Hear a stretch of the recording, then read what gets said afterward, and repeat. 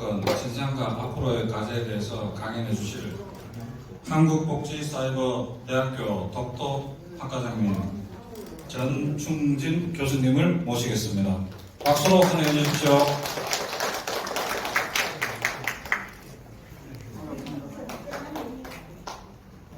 고맙습니다.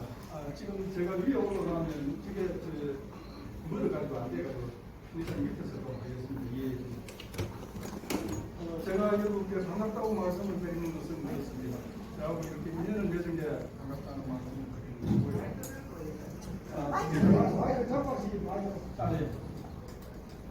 고맙다는 말씀을 드리는 것은 그렇습니다. 우리가 구한말 시대 을사늑약을 맺을 당시를 볼 것 같으면요, 조정은 무능했고 관료들은 부패했습니다. 그리고 백성들은 무지했습니다. 저는 당시의 상황을 독도에 비견해 보곤 하는데요, 만일 이 시대 이정자들은 독도를 내서 외면하고 그리고 행정관료들은 눈치나 보고 우리 국민들은 밥벌이에만 급급하다면 과연 이 독도는 누가 지키겠습니까? 그래서 저는 오늘 귀한 시간을 내가지고 이렇게 독도에 대해서 알아보겠다고 와주신 여러분들께 깊이 감사하고 고맙다는 말씀을 드리는 것입니다. 인사드리겠습니다. 저는 2008년 9월부터 2009년 8월까지 1년간 독도에서 생활을 했습니다. 매일신문 독도 상주기자로 있었고요. 그 이후에 한국복지사이버대학 초대 학과장을 지냈고 경상북도 독도정책관실 연구팀장을 지냈습니다. 오늘은 제가 그동안 독도에 대해서 배우고 그리고 연구했던 부분을 가지고 특히 6.8 독도 폭격 사건을 중심으로 해서 여러분들과 이야기를 좀 나누고자 합니다. 자, 6.8 독도 폭격 사건을 이야기하기 이전에 과연 일본이 우리 동해를 어떻게 빼앗아 갔는지부터 먼저 한번 살펴보도록 하겠습니다. 지금 보시는 이 지도는 1850년대 만들어진 지도입니다. 지구 망국광도라고 해서 일본 에도 정부가, 에도에서 막부가 만들었던 공룡 지도인 것입니다. 이 지도를 보시면요, 우리 조선과 일본 사이의 바다를 이렇게 조선해로 표기해 두고 있습니다. 그리고 일본의 외해 동쪽 바다 이곳을 대일본해라고 이렇게 표기를 하고 있습니다. 당시의 대부분 지도들은 이렇게 조선해나 동해로 표기를 하고 있었습니다. 자, 그러던 것이 1880년대에 들면서 보면 이 지도에서는 우리 동해를 이렇게 둘로 나눠 가지고 일본의 서쪽 바다를 일본해라고 하고 우리 조선해를 원산 앞바다 구석에다가 이렇게 몰아다 붙여놓고 있습니다. 왜 이런 일이 일어났을까요? 당시 일본도 우리 조선과 마찬가지로 세국 정책을 쓰고 있었습니다. 외국에 대해서 문을 열지 않았었죠. 그런데 1853년에 미국의 페리 제독이 흑선을 끌고 일본 에도만 우라가항으로 들어오게 됩니다. 그렇게 되면서 일본은 세계에 대해서 새롭게 눈을 뜨게 된 것이죠. 그때까지 자기들이 일본의 대일본해라고 부르던 이 바깥쪽 바다가 미국 사람들은 태평양, 즉 패시픽이라고 그러더라 이겁니다. 그러다 보니까 일본해가 갈 곳이 없어져 버렸습니다.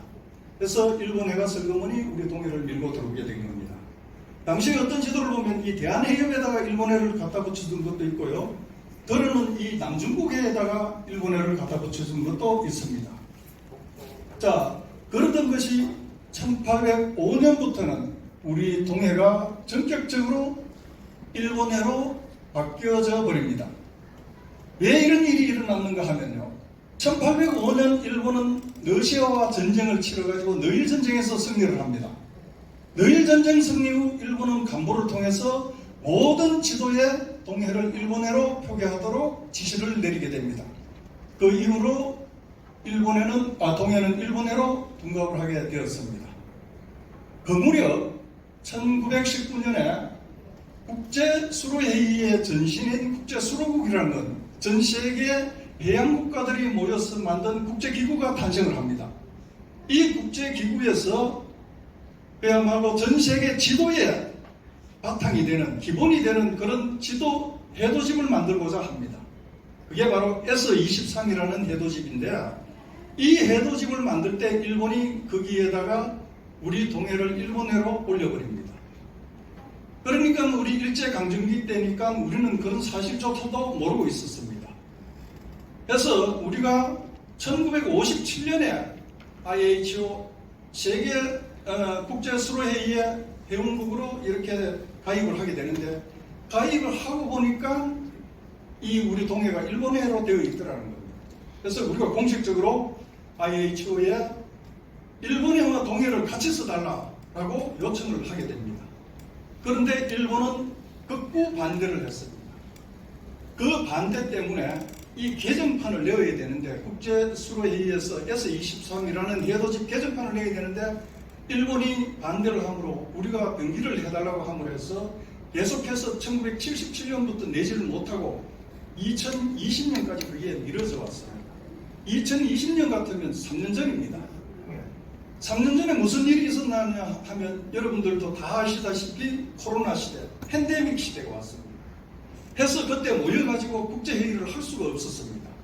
그래서 인터넷으로 전 세계 IHO 회원국들이 화상회의를 열게 되었습니다. 그 회의에서 앞으로 종이 지도는 필요가 없다. 이 시대에 맞게 디지털 지도를 만들자라고 그렇게 결의를 합니다. S23을 없애고 S103이라는 걸 만들자. 그런데 이 디지털 해도집에서는 각 지역의 이름을 빼기로 하자. 대신 기호로 전부 대체한다. 예를 들어 태평양 같으면 P3, P5 이런 식으로 기호로 전부 바꿔버립니다. 자, 그러니까 해도집은 전부 이제 기호로 통용되게 되었습니다. 이 회의가 끝나고 IHO 사무총장은 그렇게 발표를 합니다.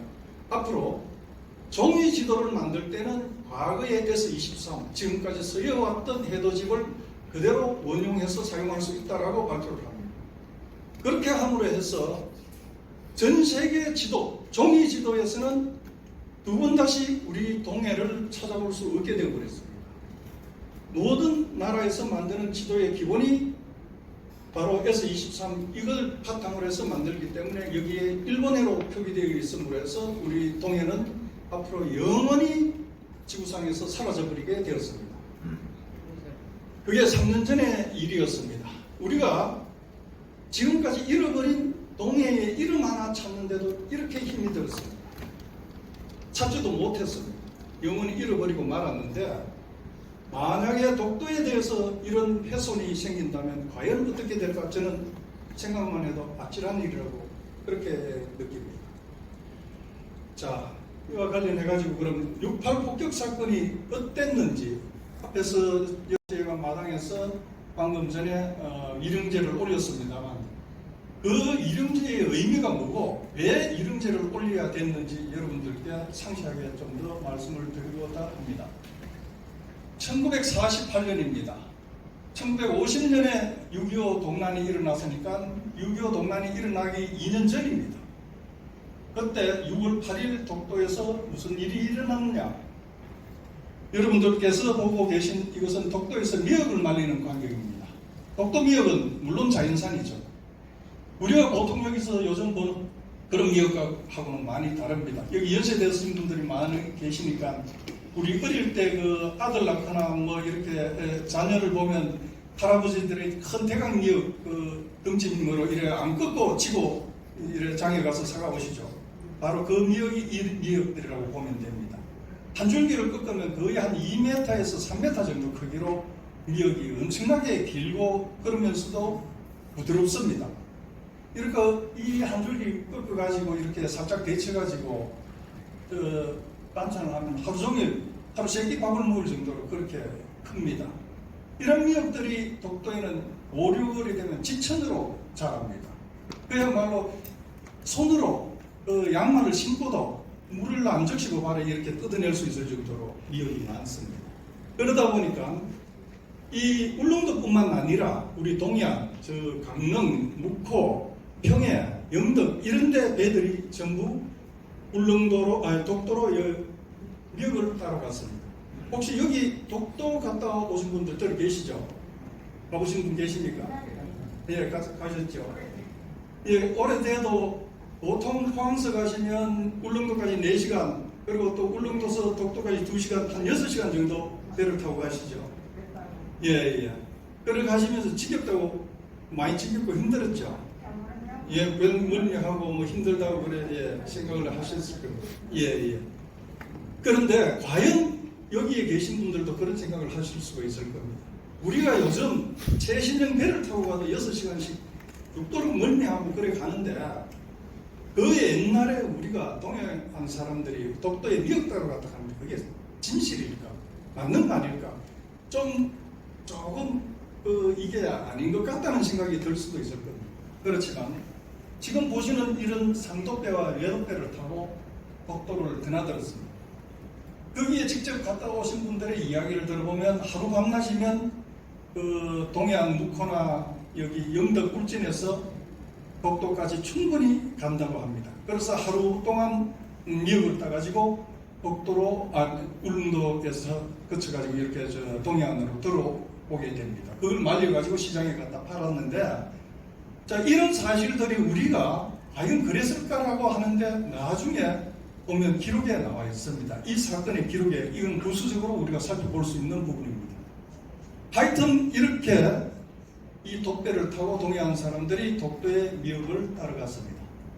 그런데 6월 8일 11시 30분경이 되었을 때 독도 상공에 한 대의 비행기가 날아서 지나갔습니다. 그것은 뭐냐 하면 독도 폭격을 위한 일본 오키나와의 가데나 공군기지에 있는 정찰기가 기상관측을 위해서 독도기를 지나갔습니다. 그 정찰기가 지나가고 나서 30분 후에 20대의 폭격기가 독도 상공에 나타났습니다. 처음에 7대의 폭격기가 지나가면서 폭격을 하고 다음 또 7대, 나중에 6대, 그리고 또 다시 2대가 돌아와서 폭격을 했습니다. 이 폭격기들이 쏟아부은 폭탄이 어느 정도인가 하면 모두 1000파운드를 그러면 500kg짜리 한 발이 500kg씩 나갑니다. 우리 1톤 트럭을 생각해 보면 어느 정도인지 아시겠죠? 1톤 트럭의 절반 정도 되는 이런 폭탄을 76발을 독도 상공에서 어선들이 미역을 따고 있는 어선들을 향해서 쏟아 부어버렸던 겁니다. 그러다 보니까 폭격을 하니까 미역을 따던 어부들이 전부 바닷물로 뛰어들어가 숨거나 그러지 못한 사람들은 거기에서 폭탄을 맞아서 절명을 하게 됩니다. 당시에 이 사건은 폭격이 있고 나서 그야말로 구사일생으로 살아서 울릉도로 도망쳐온 그런 사람들, 생존자들이 경찰에다가 신고합니다. 와서 경찰에 신고하니까 마침 그때 서울에 있는 기자들이 울릉도를 시찰을 와가지고 있었습니다. 그래서 이제 기자들이 이 사실을 알고 곧바로 본사로 연락을 해가지고 이게 전국 신문으로 알려져가지고 이게 이제 밝혀지게 됩니다. 미국 뉴욕 타임즈에조차도 이 사건을 크게 다루기도 했습니다. 그때 당시에 우리 언론에 나왔던 피해를 볼 것 같으면 인명 피해는 사망 실종이 14명이고 그리고 중경상이 6명이라고 했습니다. 그리고 물적 피해로는 이제 배들이죠. 기범선 전기로 가거나 여기에 이제 돛배를 달아가지고 가는 기범선이나 발동선이 5척이고 앞에서 보신 범선 돛담배입니다. 그게 9척이 부서졌습니다. 이건 이제 배상했던 기준으로 이렇게 언론에서 발표가 되고 있는데 이거는 사실과는 상당히 거리가 멀다고 다들 이야기를 하고 있습니다. 당시에 미군정하다 보니까 이런 것들이 정확하게 진상규명이 되지 않고 이렇게 의무적 넘어가게 됩니다. 이 사건이 나고 일주일 정도 지나고 나서 곧바로 미군에서는 피해 보상에 들어가게 됩니다.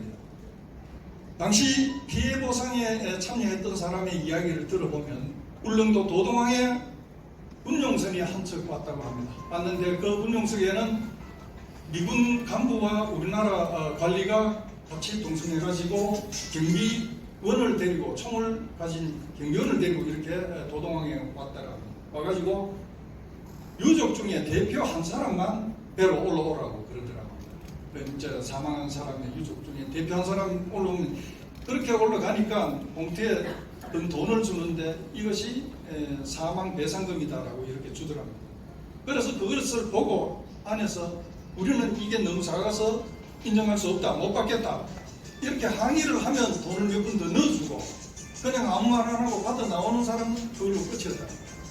그러다 보니까 어떤 사람은 6만 원을 받고 어떤 사람은 40만 원을 받는 이런 회개한 일이 벌어지게 된 겁니다. 그것도 14명의 언론에 나와 있는 14명의 사망자 중에 2사람은 유족을 찾지 못했다니까 지급을 안 합니다. 그리고 이제 중형상을 입은 사람은 총 19만 9,500원을 지급을 하는데 6명 중에 경상자 3명은 제외해버리고 3명에 대해서만 이렇게 배상을 19만 9천 원 정도를 이렇게 하고 맙니다. 그리고 선박 피해도 전부 다 506만 원을 했는데 이 선박은 18척이라고 이렇게 이야기를 하고 있습니다만 배상을 받은 사람은 극히 드물었습니다. 이 사람들도 역시 마찬가지로 배에 올라가니까 선박 침몰한 선박 배상금이라면서 봉투를 주는데 보니까 돈이 그게 몇천 원씩 이렇게 들어있더랍니다. 그래서 우리는 이 돈으로는 절대 인정을 못한다, 못 받는다. 배가 한 척 깔아놓고 없어졌는데 어떻게 돈 몇천을 받느냐 이렇게 이제 항의를 하니까 이 경비원들이 총대를 가슴팍에 들이밀면서 내려가라고 밀어냈다. 그렇게 해서 배를 잃어버리고도 돈을 한 푼도 못 받은 사람들이 많았습니다. 이게 이 당시에 이 피해 보상과 그런 어떤 억울한 시대의 일이었습니다. 자, 그런데 이게 이제 왜 큰 문제가 되는가 하면 여러 가지 의혹들이 있습니다. 첫째, 피해 규모입니다. 이게 미군에서 발표한 규모인데 선박이 전부 조업 선박이 50척이 있었다. 그 중에 2~3척만 귀환했고 나머지는 전부 따라앉았다라고 이렇게 미군들이 자기들이 발표를 했습니다. 했고 그 당시에 이게 일주일 만에 나온 발표인데 실종자하고 사망자는 미확인 상태다. 아직 정확한 집계를 못 냈다라고 이야기했습니다. 그런데 이게 미국 기밀문서 보관소 자료에 볼 것 같으면요. 폭격 사건이 있은 지 그러니까 5일 후죠. 6월 13일자로 작성된 그 자료에 보면 사망 실종이 30명이라고 이야기를 적혀 있습니다. 침몰 선박이 80척이라고 자기들 자료에 적혀 있습니다. 미국의 지리교사인데요. 너버모라는 분이 있습니다. 젊은 친구인데 이 친구가 이 독도 폭격 사건을 알고 한국인들이 당한 이 너무 황당하고 억울한 일에 대해서 참 너무했다라는 생각에 자기 사비를 들여가지고 미국에서 자료를 찾고 그리고 기밀보관소에 가가지고 문서보관소에 가가지고 이걸 찾아가지고 저희들한테 제공을 해줬습니다. 지금 우리 KBS에서 저하고 이 사건을 진행해가면서 유족 찾기도 하고 이 진상규명을 하면서 지금 동북아 역사재단 독도연구소 홍성근 소장이라고 있습니다. 그분이 미국 기밀보관소에 갔더니만 우리 한국 사람한테는 이것을 열람시켜 보여주질 않습니다. 그래서 결국 확인을 못하고 KBS하고 가가지고 돌아오고 말았습니다. 자, 그런 정도로 이게 어느 정도의 피해 규모인지도 아직 밝혀지지 않고 있습니다. 그리고 한참 후입니다마는 1995년에 울릉도에 본부를 둔 푸른 울릉독도 가꾸기에 바로 이 6.8 독도 폭격 사건에 대해서 가장 크게 관심을 가지고 활동을 하고 있는 단체입니다. 이 단체가 서울 외국어 대학하고 한국 외국어 대학하고 이 사건에 대해서 조사를 했는데 그때 사망, 실종 그리고 부상자들이 최소 150에서 300명 정도, 320명 정도가 됐다고 그렇게 자기들 조사 결과를 발표했습니다. 그리고 피해 선박은 약 80여 척이었다고 그렇게 자기들은 조사 결과를 내놨습니다. 그러니까 아직까지도 여기에서 어느 정도 피해가 있었는지 정확하게 아무도 모르고 있는 그런 상황입니다. 당시에 들은 이야기만 가지고 이렇게 이야기를 할 뿐이지 이게 지금 진실이 묻혀버린 이런 사건이 되어 있는 거예요. 그리고 비행 고도의 문제입니다. 이게 왜 이제 중요하냐 하면 미군처럼 7,000m 상공에서 폭격을 했다. 거기 연습장이니까 그렇게 했다라고 주장을 하는데 여기에서 살아남은 사람들 이야기를 들어보면 비행기가 1,000m에서 폭격을 했다고 그럽니다. 왜 이게 중요하냐면 7,000m 같으면 밑에 어선이 있는지 사람이 있는지 못 볼 수가 있습니다. 그렇지만 1,000m 같으면 충분히 배와 사람을 볼 수가 있습니다.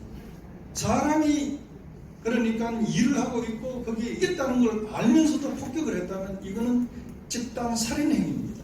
이게 굉장히 중요한 사실이 됩니다. 그런데 미군은 7,000m에서 폭격을 했다라고 이제 이렇게 이야기를 하고 또 기총소사라는 게 있어요. 뭐냐면 비행기에서 총을 가지고 배에 있는 사람들을 향해서 쏘았느냐 안 쏘았느냐 이제 이 문제입니다. 쏘았다면 배에 있는 사람을 비행기에서 쏘았다면 죽이고자 쏘았던 게 아니겠습니까? 그렇다면 이 역시 양민을 학살한 아주 심각한 국제범죄 행위가 된 것입니다. 이런 사실 전체를 살아있는 사람들의 증언을 들어보면요. 고성적의 경영안의 선장은 30여 척이 자기 주위에서 조업을 하고 있었는데 자기는 폭격이 시작되자마자 바로 물속으로 뛰어들어갔고 살아남았는데 자기 배에서 밥하던 젊은 친구인데 김중순이라는 이 친구가 배에서 못 때려내리고 배 위에 있다가 총탄에 맞아서 그 자리에서 적사했다고 합니다. 그러니까 총을 쏘았다는 이야기죠.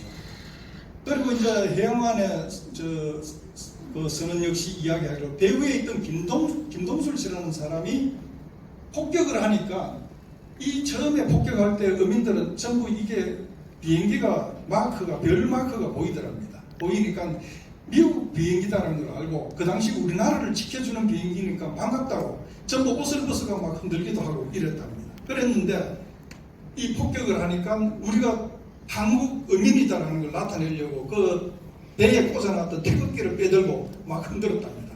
흔드는데 바로 총을 쏘아가지고 죽여버렸다고 합니다. 그래서 그렇게 증언을 하고 있습니다. 그리고 장학상식 울릉도 선언인데 이 사람의 증언을 들어볼 것 같으면요.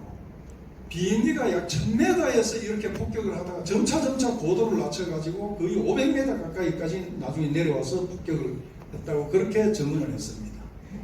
이 사람 증언은 이제 그 폭격이 끝날 즈음에 해가지고 막 그야말로 이 피바다가 되어 있는 독도 앞바다에서 부랴부랴 세 사람이 이제 배를 몰아가 울릉도로 달아났답니다. 달아나고 있는데 뒤에서 따라오면서 비행기에서 총을 쏘아가지고 세 군데 배가 구멍이 나가지고 그 구멍난 배전으로 물이 막 쏟아져 들어오니까 옷을 찢어가지고 틀어막아가 그래서 겨우 울릉도로 도망쳐 왔다면서 그때 배전에 떨어져 있던 총알을 주워서 경찰에다가 제출하고 신고를 했습니다. 그런데도 미군은 여기에 기총소사는 없었다고 그렇게 주장을 하고 있고요. 역시 공도 없이 역시 이분은 팔을 한쪽 잃었습니다. 이 당시 폭격 사건으로 이분 역시 이야기하는데 비행기가 낮게 날아가지고 총구를 내밀고 있는 것을 눈으로 볼 수 있었다라고 이렇게 증언을 하고 있습니다. 자, 이런 이야기들이 지금 이토록 중요할 수 있는 것은 그야말로 전쟁 시대도 아닌 평화의 시대예요. 평화롭게 그야말로 미역을 따고 있던 우리 어선들, 어민들을 향해서 폭격을 하고 총격을 당한 이 사건은 단순한 하나의 오폭이 아니라 잘못된 실수가 아니라 의도되고 계획된 집단 살인행위다라는 것이죠. 지금까지 우리는 미군의 그리고 미국의 영향력 하에 있다 보니까 이런 사실을 절대 입 밖에 낼 수도 없었고 말하는 것을 금기시했습니다. 그러나 이 문제는 우리가 독도 문제와 함께 풀어야 될 가장 긴박하고 심각한 문제라고 생각합니다. 그리고 독도 문제를 해결하는 열쇠라고 저는 생각을 하고 있습니다.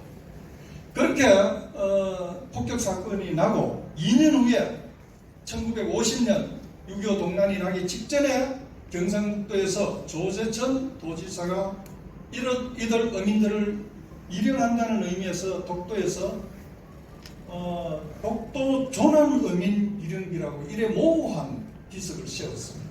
조난이라고 하면 우리가 흔히 바다에서 자연재해로 해서 어떤 사고가 나는 것을 조난이라고 합니다. 그렇지만 이것은 분명히 인명을 살상한 폭격 행위입니다. 그런데도 그렇게 쓰지 못하고 조난어민 이령비라고 이렇게 세웠습니다. 그런데 이 비석을 세워뒀는데 독도 동도 해안에 세워뒀습니다. 그런데 사라오 태풍 때 비석이 사라져버리고 말았습니다. 그래서 2005년에 경상북도에서 다시 광복 60주년을 맞이해가지고 지금의 이 비석을 세웠습니다. 세워놓고 보니까 옛날 비석, 이 비석입니다. 이 비석이 독도 동도하고 수도 중간에 그 바닷속에 빠져가 있는 것을 다이버들이 들어가가지고 확인을 해가지고 그렇게 건져내게 됐습니다. 건져내가지고 이 비석을 과연 어떻게 처리할 것인가, 다시 그 자리에 갖다 세워야 된다. 나중에 세운 것을 없애고 이제 이런 논란들이 많았습니다. 그렇게 논란 끝에 결국은 이 과거의 비석은 지금 울릉도에 있는 안용목 전시관에다가 갖다가 안치해두고 있습니다. 자, 제가 그래서 이제 독도에 1년간 있으면서 보니까 그 이후에 아까 말씀드린 이제 그 푸른 울릉각국에하고 한국의 의무대에서 이 사건의 실체에 대해서 조사를 하고 나서 그게 1995년인데 그 이듬해부터 이 사람들 두 단체에서 이런 피해 의민들 일용제를 독도에서 지내고 있었습니다. 그런데 이제 제가 있을 때 보니까 지금 일용제를 지내는데 두 분께서 이렇게 어깨에 매는 색 가방에 이렇게 재물을 뭐 사과 배하고 이렇게 조금 넣어가지고 두 분이 이렇게 지내고 있어요. 제가 보기에는 참 물론 이분들 자기들 그 단체에서 돈을 내가 지내는 겁니다만 너무 초라했습니다. 이것은 아니다. 이 뭔가 이 사건의 실체를 밝히고 이 어민들을 그 본격적으로 위로하고 일용제를 지내야 된다라는 그런 생각을 했습니다. 그래서 제가 독도에 1년 있다가 나오고 나서 이 문제를 해결해 보려고 백방으로 쫓아다녔습니다. 그렇지만 이 돈이 들어가야 되는 문제로 해서 해결하기가 어려웠는데 그 이후에 제가 경상북도의 독도정책관실에 근무를 하면서 위에 분들한테 설득을 해가지고 4천만 원 예산을 확보를 했습니다. 그래서 이제 이 4천만 원을 가지고 첫째 독도 이 폭격 사건의 유족을 찾자. 유족이 있는지 없는지도 그 당시로서는 알 수가 없었습니다. 유족을 찾자고 해서 그래서 아까 말씀드린 독도 연구소 홍성근 소장과 제가 동해안을 샅샅이 뒤졌습니다. 그러다 보니까 울진 온양리라는 곳에서 한 마을에 세 가구가 하룻밤에 같이 제사를 지낸 집이 있었습니다. 6월 8일 날. 그 집이 바로 울릉도에, 독도에 갔다가 폭격을 당해 죽은 그 유족이었습니다. 이분이 과거 울진군 온양리에 사는데 이장을 지냈습니다. 박용길 씨라고. 그래 이분을 만나보니까 3살 때 아버지가 독도에서 폭격을 당해 죽었다고 하면서 우리 참 손을 잡고 하염없이 울었습니다.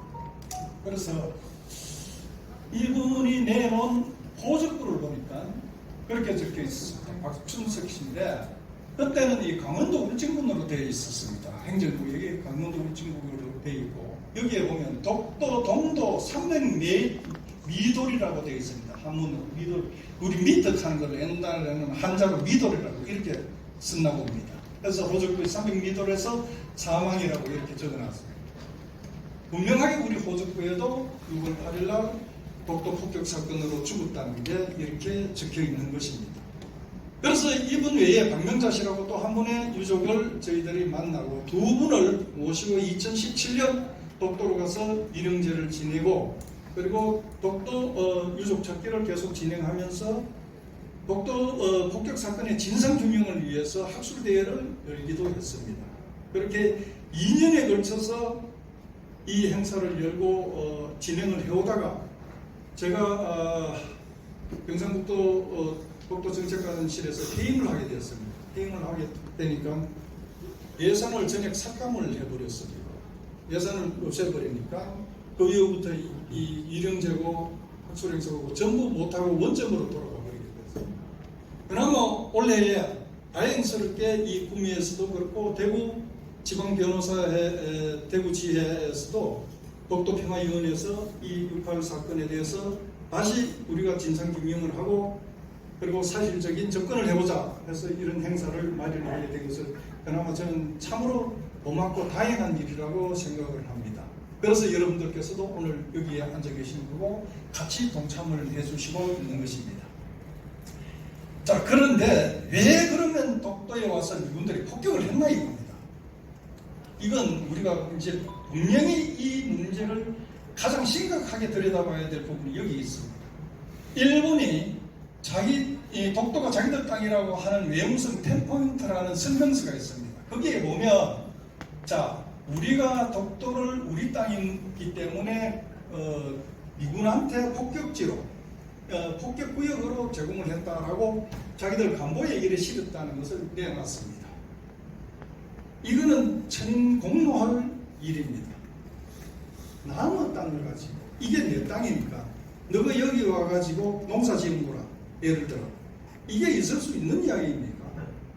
여기에다가 너희들 와가지고 뭐 사업장을 하든지 뭘 하든지 해라고 줬단 말이에요. 우리는 그런 사실을 가마득히 모르죠. 그렇게 해서 우리 어민들은 여기 가가지고 느닷없이 미군이 쏟아붓는 폭탄에 이렇게 희생을 당하게 된 겁니다. 그래서 제 이야기의 요점은 어떤 인물들이 어떤 경위를 통해서 독도를 자기 땅이라고 하고 미군에게 이 거짓 정보를 흘려서 우리 무고한 국민을 죽도록 만들었냐, 이 문제를 지금도 우리가 밝혀내야 한다는 거예요. 이게 국제형사범이라고 하는데 국제형사범죄는 유효 시한이 없습니다. 시효가 없습니다. 그렇기 때문에 이 문제에 대해서 우리가 국가적으로 밝혀내 가지고 일본이 이 사실을 제공해준 당사자들을 밝혀내고 그리고 그네들의 처벌을 우리가 하도록 하고 국제형사사법재판소에 제소를 해야 됩니다. 해가지고 처벌을 받도록 하고 또 일본의 사죄를 받고 여기 일본의 그릇된 정보를 받아들이고 폭격한 미국의 사죄를 받아야 됩니다. 그렇게 해서 독도가 대한민국 영토라는 것을 전 세계에 확실하게 만들어야 되고 일본이 독도에 대해서 너무 놓지 못하도록 그렇게 해야 된다는 게 저희들이 이 행사를 하고 6.8 독도 사건이 갖는 가장 큰 핵심적인 문제라고 그렇게 보시면 되겠습니다. 그렇게 이해를 해주시면 고맙겠습니다. 자, 그 당시에 왜 이것을 우리가 그렇게 이해할 수 있느냐 하면요, 1952년에 일본 중의원 외무위에서 그 시마네 현입니다. 우리 독도와 가장 가까운 현인데 거기에 중의원 야마모토 도시나가라는 중의원이 그렇게 물었습니다. 이 독도를 미군의 폭격장으로 이렇게 제공하는데 이게 내무성이 아니고 외무성에서 이것을 주장을 했다고 하는데 그게 사실이냐? 그렇게 주는 데는 이 독도를 미군의 폭격장으로 주문을 해가지고 우리 땅인 걸 인정받을 수 있다. 이런 사실 때문에 준 게 맞느냐? 그러니까 이 정부 차관이 그렇게 답변을 합니다. 대체로 그런 발상에서 다양하게 추진을 했다라고 이렇게 발상을 했다고 그렇게 답변을 합니다. 그러니까 독도를 자기네 땅으로 만들고 굳히기 위해서 이렇게 연습장으로 지정을 했다는 겁니다. 자, 그런데 사건이 나고 금방 일주일 이내에 우리나라에 주둔하고 있는 윌리엄 딘 정무장관은 그렇게 하지 중장에게 공문을 보냅니다. 이 독도 니안쿠르라고 외국인들은 불렀습니다. 독도 근처는 한국 어부들이 이용할 수 있는 가장 좋은 고기잡이 지역이다. 여기는 그들 가족의 생계에 중요한 원천이 되고 있다. 이 지역을 한국 어부들이 이용해야 하는 것은 매우 바람직한 일입니다라고 이렇게 윌리엄 딘 소장이 공문을 내보냅니다. 내보내니까 이것을 받고 하지 중장이 당신의 의견에 공감을 표합니다. 그 지역은 한국 어부들이 여러 행위를 해야 하는 중요한 지역임을 인정합니다라는 공문을 다시 내려보냅니다. 그럼에도 1953년 3월 5일이 되었어야 이 미군 폭격지 지정이 해제가 됩니다. 그 사이에 어떻게 그렇게 또 긴 시간 동안 이게 계속 지정이 해제가 미뤄질 수 있었던지 이 부분도 우리가 다시 확인을 해봐야 될 부분이라고 생각합니다. 그래서 저는 이 사건 독도 폭격 사건의 진상을 규명하고 앞에서 말씀드린 대로 일본과 미국의 어떤 짬짬이로 해서 이 불량국으로 지정됐는지 그 경위를 밝히고 또 미국과 일본의 반일륜적 행위를 그야말로 국제사회에 알려가지고 책임을 규명하고 그리고 미국으로 하여금 일본이 독도를 넘보지 못하도록 하는 지렛대 역할을 해야 된다. 이 사건이 바로 그 핵심이 된다라고 저는 생각을 합니다. 그래서 오늘 여러분들께서 이 독도 6.18 사건이 그냥 한 번의 폭격의 문제가 아니라 독도의 전체를 아우를 수 있는 중요한 사건이라는 걸 아시고 여러분들 잘 아실 겁니다. 6.25 동란 때 생겼던 중국 옥천에서 생긴 노건리 사건 그 옥천 산굴다리 아래에 피난해 있던 피난민들을 미군 북격기가 폭격해서 다수의 어린이와 부녀자들이 사망한 사건입니다. 이것은 6.25 동란 중에 있었던 사건인데 여기에 대해서 미군의 오폭에 대해서 책임을 지라고 우리 정부가 전 민간단체에서 요구를 하고 있습니다. 그럼에도 앞에서도 누누이 말씀드렸지만 평화시에 생긴 이 사건에 대해서 우리가 입을 닫고 있어서는 안 될 걸로 생각합니다. 노건리는 이 사건에 비하면 물론 이렇게 비교를 해서는 안 될 겁니다만 전혀 성질이 다를 수 있습니다. 전쟁 중이냐 아니냐의 문제인 것입니다. 그러니까 이 사건은 우리가 언제까지나 해결되고 우리 국민들이 모두 관심을 가지고 앞으로 참여해서 그렇게 이 문제 해결에 동조해야 된다고 생각을 합니다. 자, 이렇게 해서 우리 독도가 영원히 평안할 수 있었으면 하는 바람입니다. 끝까지 경청해 주신 여러분 감사합니다. 고맙습니다. 혹시 질문 있으시면 질문 한두 번 받겠어 봅시다. 예. 우리가 일본보다 힘이 많이 없잖아요. 네. 우리나라 미국은 네, 힘은 물론 일본이 많습니다. 예, 일본이 많은데, 네, 그 이제 힘은 많은데 이건 힘의 문제가 아니고 국제 사회에 있어서 평등과 정의의 문제라고 보시면 됩니다. 이건 힘의 있고 없고의 문제와는 별개의 문제입니다. 물론 힘이 있으면 더 유리할 수 있지만 그럴수록 우리가 더 국민적 역량을 결집해가지고 모아가지고 여기에 대응을 해야 된다고. 지금 세월이 갈수록 독도가 사실 점점 안 좋아지고 있다고 저는 그렇게 판단을 합니다. 10년 전에 비해서도 지금 안 좋다는 게 지금 10년 전만 해도 일본의 초등학생들은 독도가 있는지를 잘 몰랐습니다. 한 15% 20% 애들만 독도 이름을 알았지. 지금은 거의 90% 이상이 독도가 일본 땅이라고 말하고 있습니다. 예, 그렇게 가르쳤기 때문에 앞으로 갈수록 더 좀 힘이 안 들겠나 생각합니다. 예, 자, 감사합니다. 아이고, 오늘 이렇게 머리서 오셔가지고 독도에 대해서 멍 강연해 주신 전춘진 교수님께 다시 한번 큰 박수 부탁드립니다.